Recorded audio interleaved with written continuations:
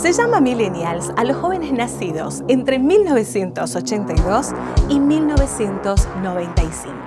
Se los conoce también como la generación del milenio o la generación Y. Crecieron con la tecnología, es por ello que no conciben un mundo sin internet. Lo digital los atrae tanto que 9 de cada 10 usan con frecuencia la cámara. Tienen grandes objetivos y los impulsa el éxito. Buscan ocupar los mayores puestos en sus lugares de trabajo, modificar costumbres y transformar de esta manera la sociedad. En este programa nos meteremos en la cabeza de los millennials, analizando con expertos qué pasa en su cerebro. Ingresa con nosotros a este maravilloso mundo de Mente Millennials.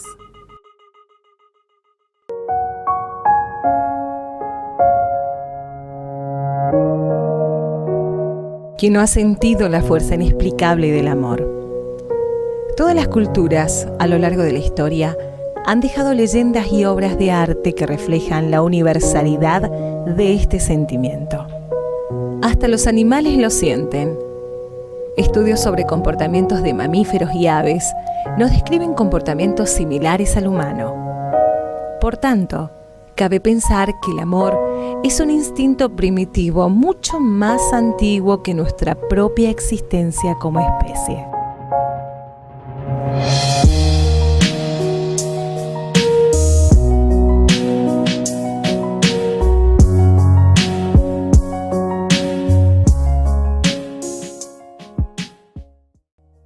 Cintia, ¿qué es el amor?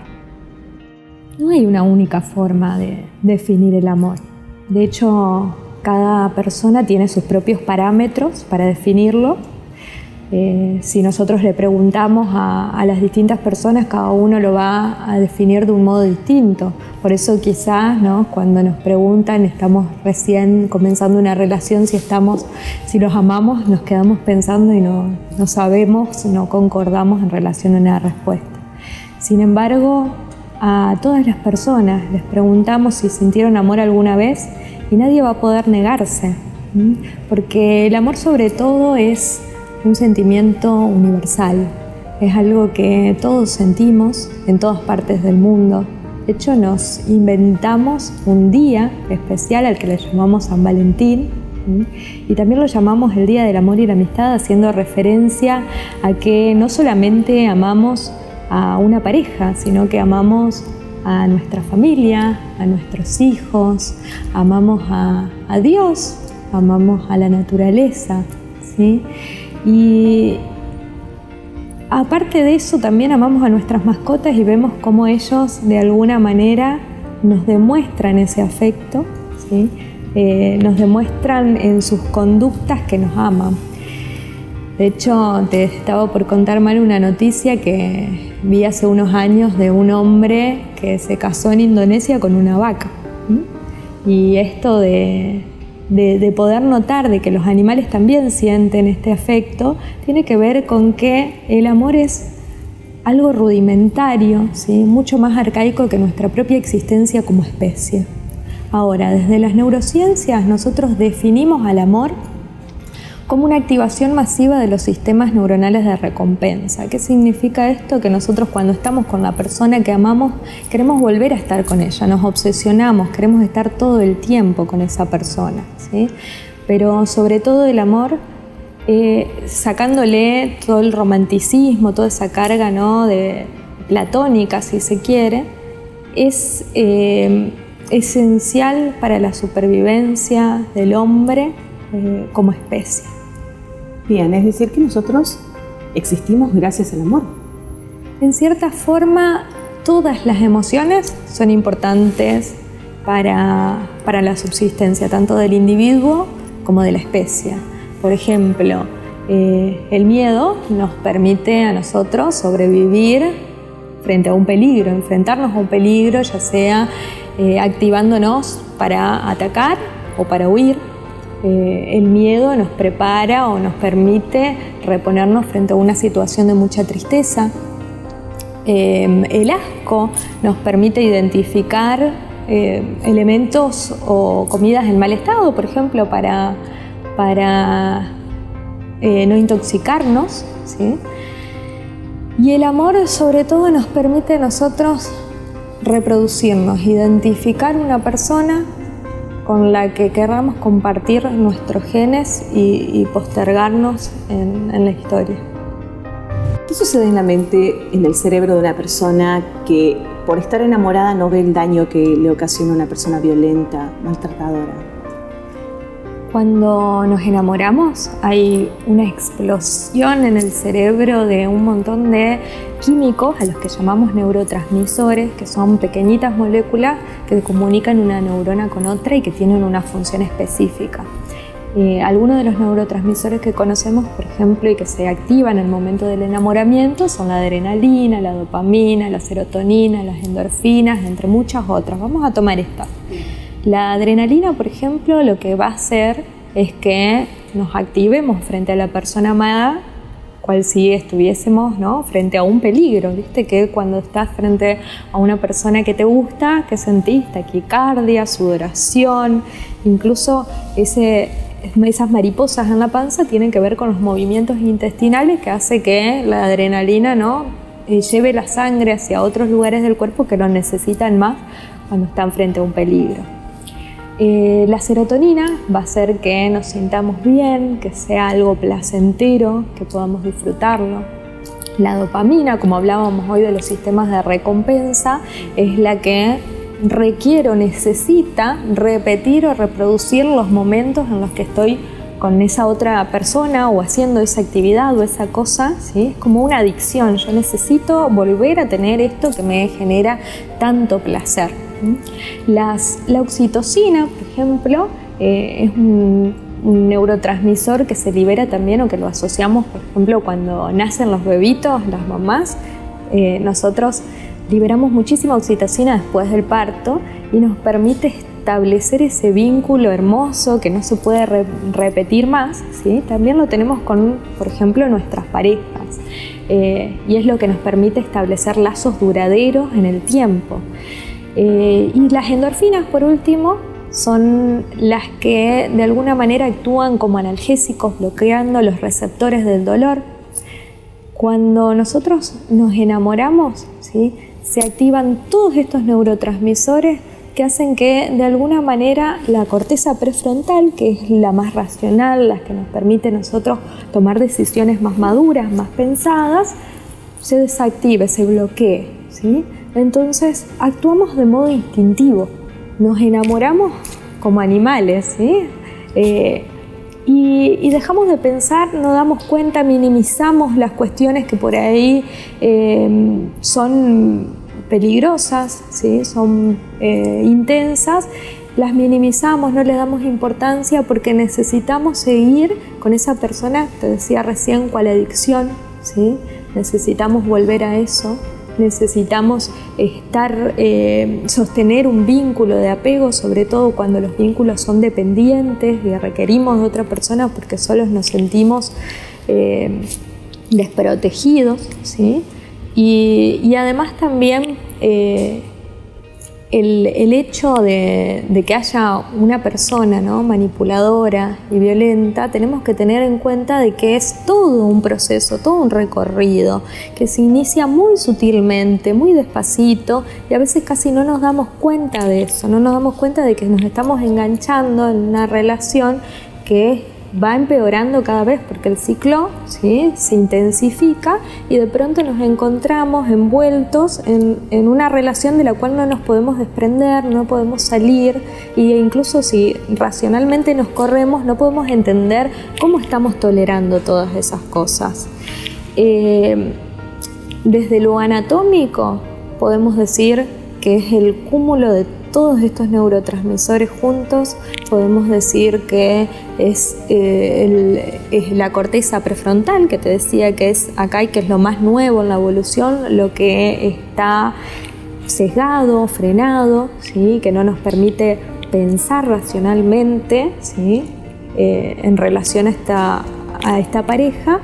Pero también, por otro lado, tener en cuenta de que es un proceso, que es gradual, que no me estoy dando cuenta en dónde me estoy metiendo, ¿sí?, y que de alguna manera también genera una liberación excesiva de, por ejemplo, oxitocina, que hace que ese vínculo de apego sea tan intenso que incluso, no sé si conoces el síndrome de Estocolmo, por ejemplo, sí. ¿Viste?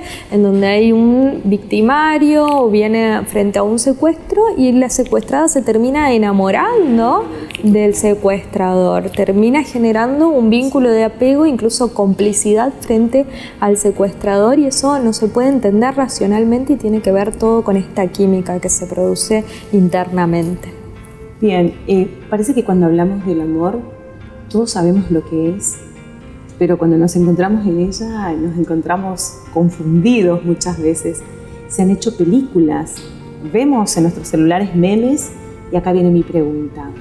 Lo tomamos a veces con humor, esto de pensar el amor y la razón como dos cosas que van separados. Vos me hablas de la mente, me hablas de todo esto que está funcionando dentro de nuestra mente cuando nos enamoramos. ¿Tenemos que ser racionales o racionales al momento de enamorarnos o dejar que todo fluya? Bien. Pregunta. Buenísimo.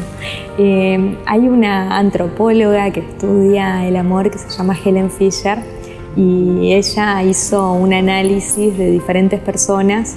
O sea, tomó una muestra de muchísimas personas a las que les hacía un escaneo cerebral, ¿sí? Y les mostraba una imagen de una persona al azar y una imagen de su pareja.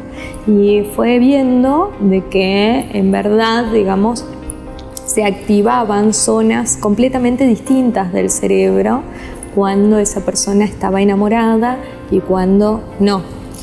Todo lo que tiene que ver por ahí con el amor, también, como te decía hoy, es algo que es sumamente arcaico, que nació, o sea, nuestro cerebro de hoy terminó de desarrollarse hace 160.000 años, ¿sí? Cuando el hombre vivía en la sabana africana y tenía que cazar, tenía que subsistir frente a un montón de peligros. Nosotros hoy, cuando amamos, seguimos de alguna manera viviendo con ese cerebro. Es decir, que tenemos que adaptar lo racional, utilizar la inteligencia emocional. Bien. Frente a un cerebro que en verdad es primitivo. Es decir, recién te hablaba de que Helen Fisher, ¿no?, estudió diferentes tipos de activaciones cerebrales, ¿sí?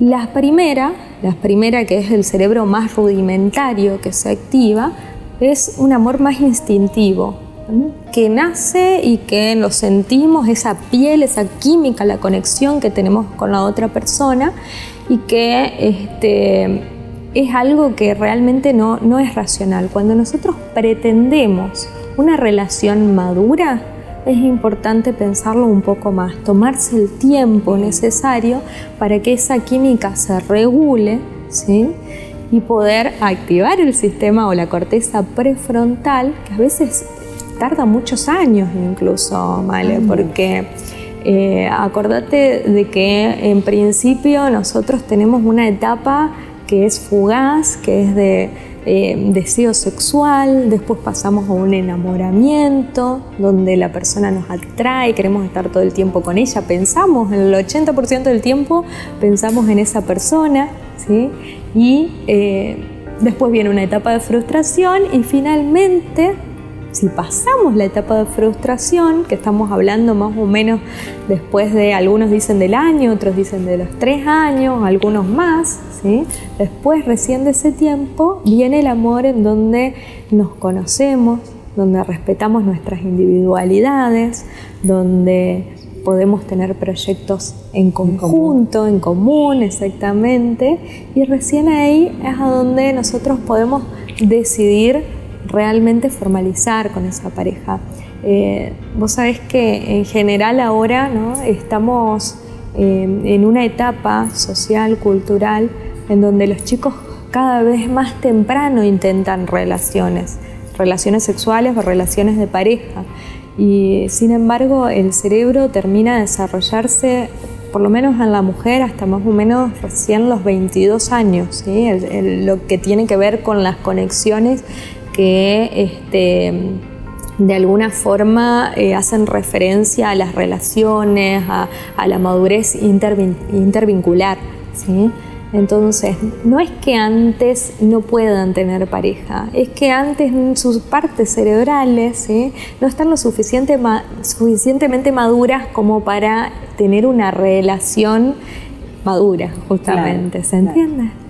Deberíamos aprender entonces a investigar un poco más acerca de cómo funciona el cerebro en cuanto al amor. Totalmente. Cerrando tu pregunta, sí, es bueno sentirlo, es genial tener piel con la otra persona, pero es necesario incorporar también ese aspecto racional y que no todo sea instintivo.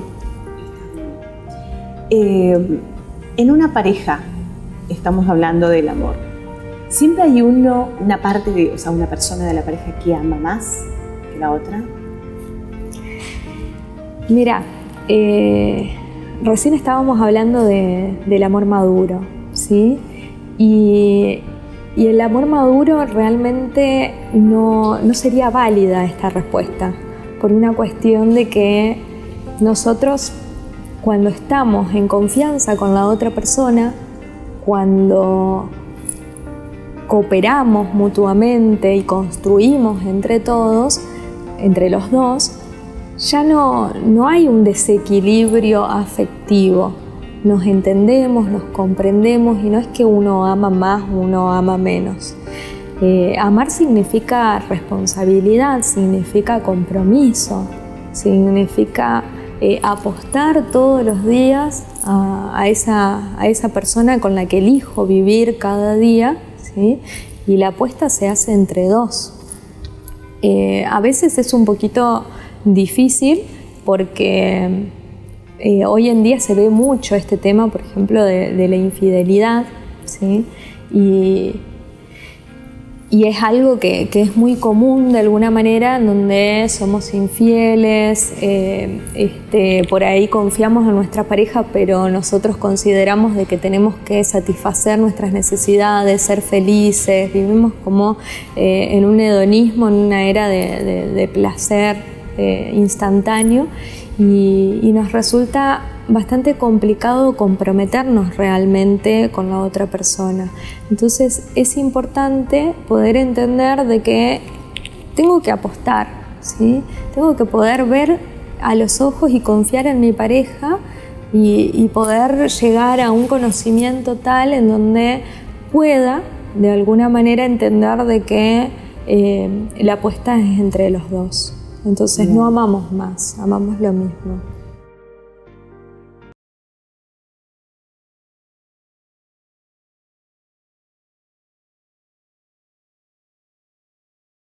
Cuando una persona se enamora de manera platónica o romántica, su cerebro libera una bomba de químicos o neurotransmisores que hacen que afecten el sistema nervioso. La persona siente una sensación de bienestar con altas probabilidades de compartir material genético. El enamoramiento bloquea la zona cerebral ubicada detrás de la frente que maneja lo que es la planificación y la toma de decisiones. La bloquea, la minimiza y la persona empieza a actuar de manera instintiva y primitiva. Con el paso del tiempo, las relaciones, conocerse, empieza a despertarse ese cerebro racional y empezamos a ver las cosas de manera mucho más clara.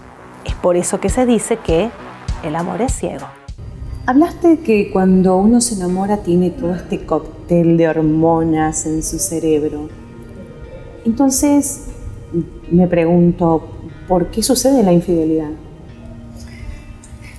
Bien, a ver, somos infieles de acuerdo a este estudio que te hablaba de Helen Fisher, por una cuestión de que al activarse estas tres diferentes áreas del cerebro, estas tres áreas pueden activarse simultáneamente. Es decir, que más allá de que en el amor maduro nosotros nos comprometamos con la otra persona, ¿sí?, orgánicamente, anatómicamente, nosotros podríamos activar zonas del cerebro que tienen que ver con el deseo sexual, por ejemplo, hacia otra persona. O enamorarnos profundamente de una persona con cual no tengo el apego quizás que tengo con mi pareja, con el que tengo ese proyecto. ¿Se entiende eso? Sí. Es decir, nosotros tenemos 3 zonas cerebrales, una de ellas es el deseo sexual, otra tiene que ver con el enamoramiento, al que le llamamos amor romántico o platónico, y la última, que es finalmente la de los que pasan muchos años, ¿sí? Que es el amor en sí mismo, ¿sí? O el apego. Si bien en relación al amor romántico es la más intensa y la que muchas veces nosotros confundimos y tendemos a definir como amor, ¿no? Y pensamos que si no sentimos ese enamoramiento, ese deseo de la otra persona continuamente, entonces se nos va el amor, baja el nivel de dopamina y pensamos que ya no estamos más enamorados, entonces buscamos por ahí otra persona que nos active ese mismo deseo, esas mismas ansias, y es ahí a donde suelen suceder mayormente las infidelidades. Nosotros tenemos que aprender que para constituir una relación en el tiempo, un proyecto de vida con una persona, ese enamoramiento es una etapa y después hay una baja de la dopamina, de esa excitación, de ese deseo, hasta más o menos los 40 años, que hay una reactivación y a donde surge la crisis de los 40, ¿sí? Pero después, en el mientras tanto, hay que construirlo, hay que buscar formas, hay que descubrir, experimentar con nuestras parejas para que no se extinga, para no caer en la cotidianidad, en la rutina. Bien. Hablaste de infidelidad, obviamente estamos hablando también de mentiras. ¿Se perdonan las mentiras? Mira, mentira e infidelidad no son sinónimos, ¿sí? En principio, a ver, una infidelidad no es necesariamente una mentira, ni al revés. En el sentido de que cada pareja acuerda sus propias reglas, sus propias maneras de ver la infidelidad. Hay parejas para las cuales, por ejemplo, una infidelidad pasa por tener relaciones sexuales con alguien externo a la pareja, ¿sí? Y hay otras que incluso por el simple hecho de mirar a una persona por fuera ya constituye una infidelidad. O entablar un vínculo afectivo con una persona por fuera de la pareja ya constituye una infidelidad. Entonces nosotros primero que nada tenemos que poder definir, ¿sí?, en nuestra relación qué es ser infiel. Hoy por hoy vemos que en verdad hay muchas formas de relacionarse distintas. Vemos que se ve, por ejemplo, esto de las relaciones abiertas, ¿sí?, en donde no le ponemos un título a nuestra relación y nos permitimos probar, explorar. Está muy de moda ahora el poliamor, en donde todas las partes implicadas en las relaciones conocen y saben acerca de que la persona tiene relaciones y con quiénes las tiene y de qué manera. Y entonces, primero que nada, definamos qué es infidelidad. Y si se perdona una infidelidad, y a veces cuando una pareja está como así en equilibrio, ¿no?, la cuerda floja, no se puede perdonar, no se reconstruye esa relación y puede ser el fin. Pero otras veces esa misma situación de mentira, de infidelidad, en donde se quiebra el compromiso que se tiene con la pareja, puede resultar en todo lo contrario. O sea, puede resultar que ante esa pérdida se reavive, o esa, no pérdida, sino esa posible pérdida, se reavive el fuego en la relación, se creen incluso vínculos más profundos, se vuelque la pareja a una comunicación, una mejor comunicación, en donde puedan establecer nuevos acuerdos, en donde puedan entenderse desde otro lugar, y al final termina siendo no solamente una situación de perdón, sino una nueva etapa y una mejor etapa para la pareja. Bien, tocaste el poliamor. Fin de la monogamia, ¿pueden coexistir? ¿Cómo se puede analizar esto? Mira, yo creo que somos unos románticos.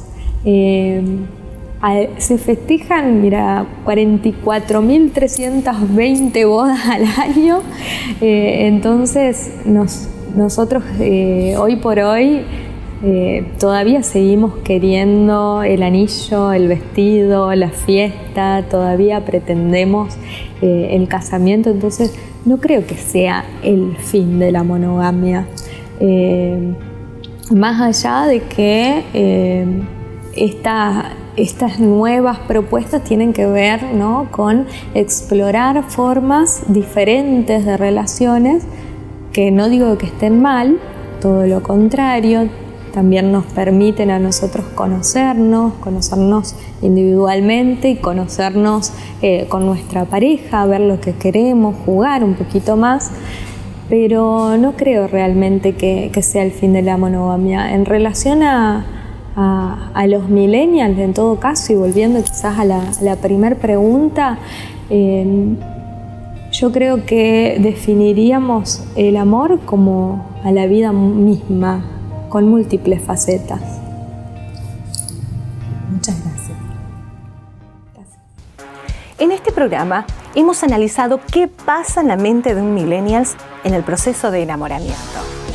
Hemos hecho un recorrido por la mente para conocer cuáles son todos estos procesos, tanto físicos como químicos. Lo cierto es que el amor es arcaico y rudimentario, que hasta comparte la misma zona cerebral que el hambre y que la sed. Para las neurociencias, el amor es la activación masiva de sistemas neuronales de recompensa, que son esenciales para la preservación del hombre como especie.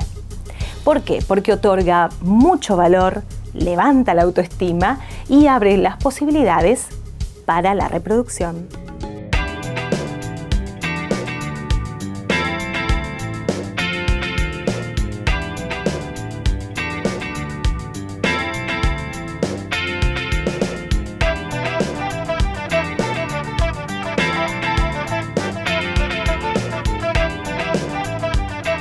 Este proyecto ha sido ganador del Fondo de Fomento Concursable para Medios de Comunicación Audiovisual, un mecanismo de fortalecimiento de la pluralidad de voces y subsidiado por el Ente Nacional de Comunicaciones, bajo la licencia del Creative Commons Atribución Compartir Igualdad 2.5 Argentina.